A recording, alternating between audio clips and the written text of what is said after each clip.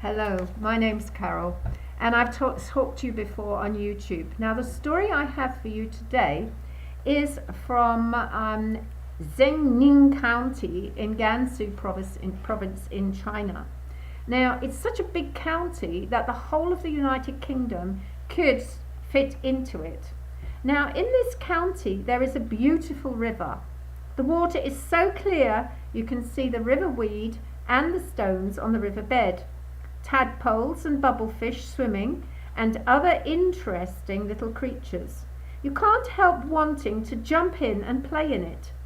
Long ago, so the legend says, anyone who was tempted to go and play in the water or have a swim disappeared without trace, and no one ever saw them again. Every summer the river flooded for no reason, and people lost their lives, their houses, their farms, and crops were ruined. Usually the floods happened at night when there was a full moon. At that time the river was called the Ruined River, or in Chinese, Fei He. In the olden days in China, people used rivers for washing clothes, having a bath, and for irrigating the fields. The Fei He River could not be used for any of these things.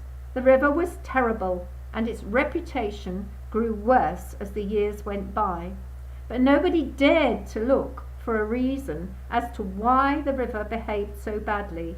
Everyone stayed as far away from the river as possible and went through each summer in a state of panic as to what evil would befall them next. On a hot summer's day, a Zhao Zhen, a young farmer, was walking back to his house for his lunch. He heard a strange, terrifying noise. Rushing towards him was a swirling mass of dark, muddy water. The river had overflowed its banks and was now chasing him. No, he thought as he turned to run. The river is flooding in broad daylight. Normally it floods at night. Zhao ran as fast as he could towards the river, screaming, "Help me!" The muddy water swirled him into the river and dropped him into a whirlpool. "I'm going to die! I'm never going to see my wife and children again!" He gulped a big mouthful of air. Loud sounds flew round his ears like a mob of angry wasps. Then something like a huge tail whacked his body. He reached out with his hands and tried to grasp something, anything, to help to get him out of the swirling water.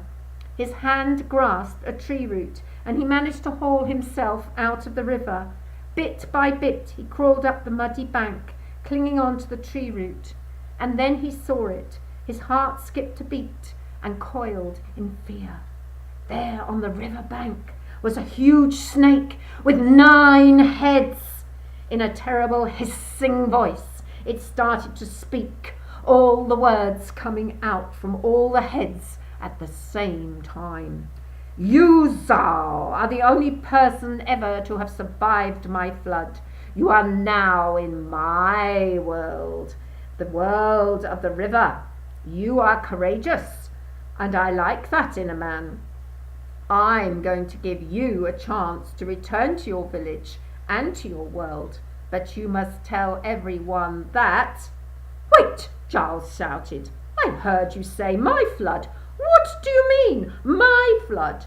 Do you mean that every year it is your mischief that has caused the flooding? Do you mean that you have destroyed all the people that have gone missing each year, not to mention the animals and the destruction you have caused by floods? It was all because of you?" The huge snake laughed until its coils quivered down to its pointed tail. "Yes, it was me," it hissed from all its 9 mouths. Zhao wanted to run at the snake and kill it, but he stood rooted in fear to the ground. "Because I am forever," snapped the snake. "I own this world. I am omnipotent. I am going to eat you humans one by one, crunch your bones slowly, oh, so slowly." And the snake laughed a hollow-sounding laugh. "Ha, ha, ha, ha, ha. You can't fight me, little man. All your struggles and bad thoughts are in vain.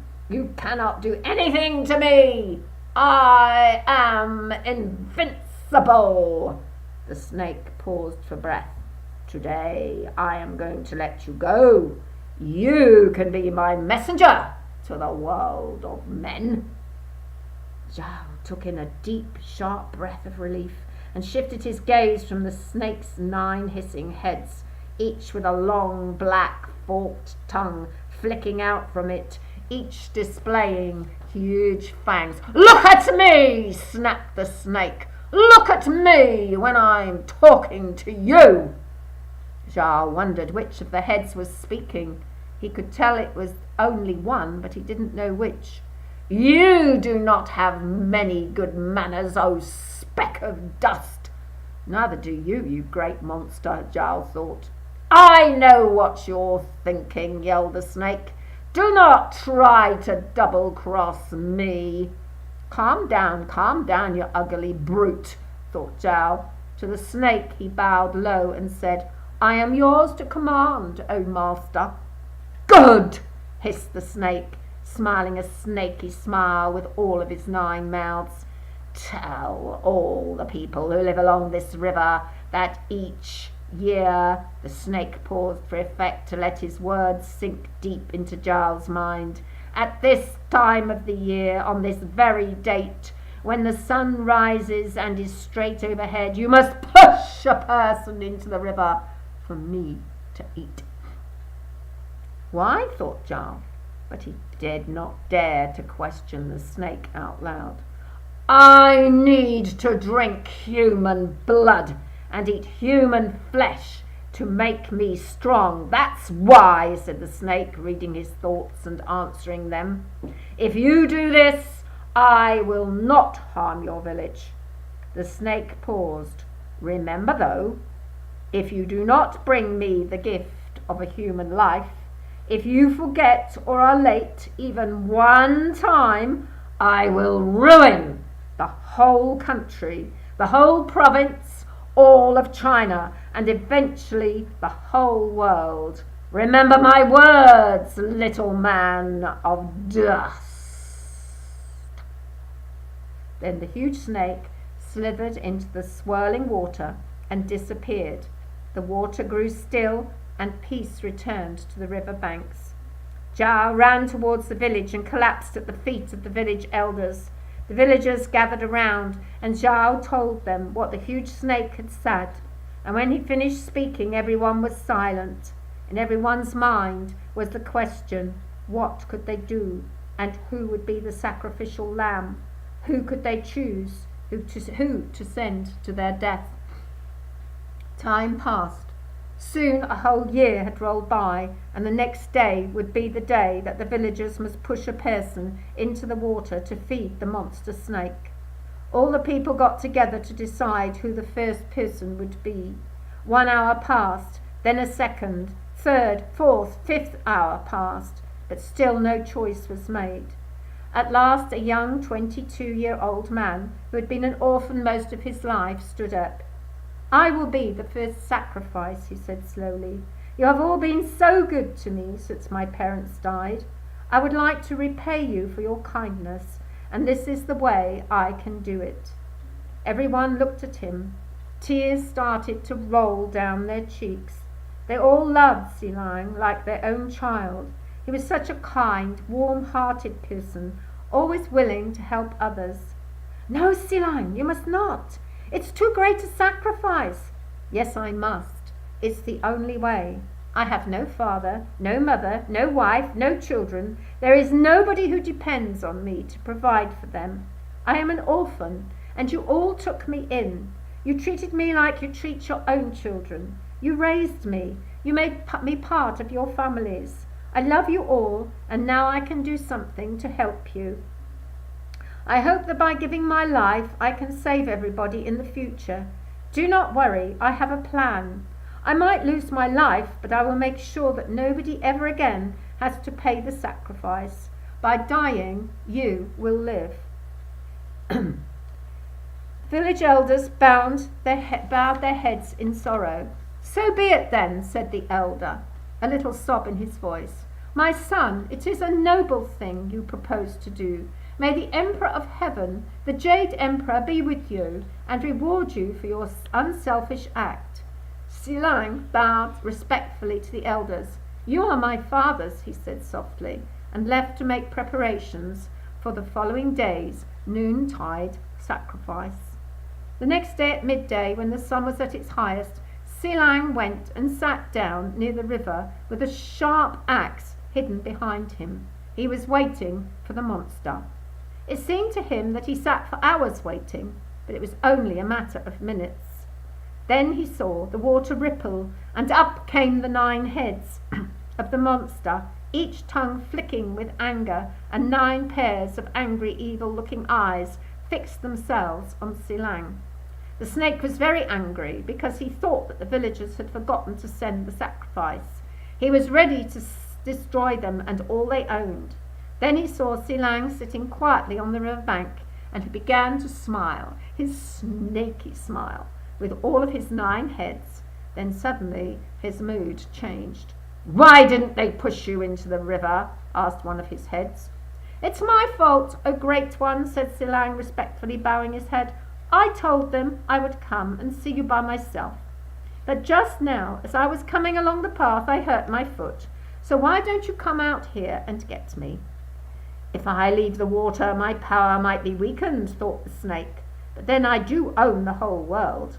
No one can rival me, not even the Jade Emperor himself. I am more powerful over these humans than he is. Even though my power is not so great on land, I am still more powerful than these weak creatures the Jade Emperor has created. This human, in fact, no human would dare to harm me." The huge snake slithered out of the river and coiled his great length into a neat coil in front of Silang. "Are you scared?" he hissed. "No," replied Silang, "I'm not scared to die. I came willingly as the sacrifice. But before I die in this place, I want to say something very important. I am here and I am yours." The 9 pairs of eyes glittered, and the snake hissed, "Yes," in turn from each of his 9 mouths. "Do you promise you will not hurt anyone any more?" "Yes, I promise," said the snake. "Do you promise not to make floods any more?" The snake thought for a moment, then softly nodded all its 9 heads and hissed another yes. Silang knew that what he was about to do would make the snake very angry, so angry that it might revenge itself on the village. But not only the village, all of China and the world. "Do you promise to keep your promise? Swear by the throne of the Jade Emperor." "I promise not to harm anyone again, and I swear by the throne of the Jade Emperor," declared the snake. "Now come here, human." Silang reached behind him and picked up his axe. The blade sparkled in the air as it came down on one of the snake's 9 heads. It bounced, hissing, onto the ground. The snake let out a mighty howl of pain and surprise. Blood spurted from the neck where the severed head had been. It thrashed its great head and whacked Silang. Silang flew into the air and landed a long distance away. He spat blood onto the ground. The snake sprang on its coils and hit Silang again. Silang tried to hack off the snake's other heads. The battle was terrible. Silang knew that soon he would die. He was getting weaker and weaker, but he knew that he had to cut off the main head of the snake. But which one it was he did not know, but he did know that the creature only had 1 heart. "Before I die, I must cut out the monster's heart," thought Silang. The snake gave a great roar from the remaining 8 heads and coiled its head into an S, ready to strike. Its heads into an S, ready to strike Silang again. Silang grabbed his hatchet and jumped into one of the snake's open mouths and travelled into the snake's stomach. Suddenly the snake felt a sharp pain and started coughing up blood from all of its remaining heads. Then he fell to the ground, writhing in agony. Silang, with the last bit of life left in him, was hacking out the insides of the monster.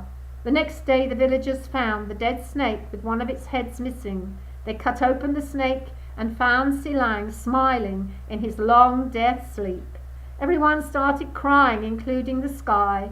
Silang had saved the world from destruction by the terrible snake. Since that time the river has been very quiet and is always used and loved by the people. He renamed the river Silang's River to commemorate the hero Silang and the terrible price he paid to save his people from the monstrous snake.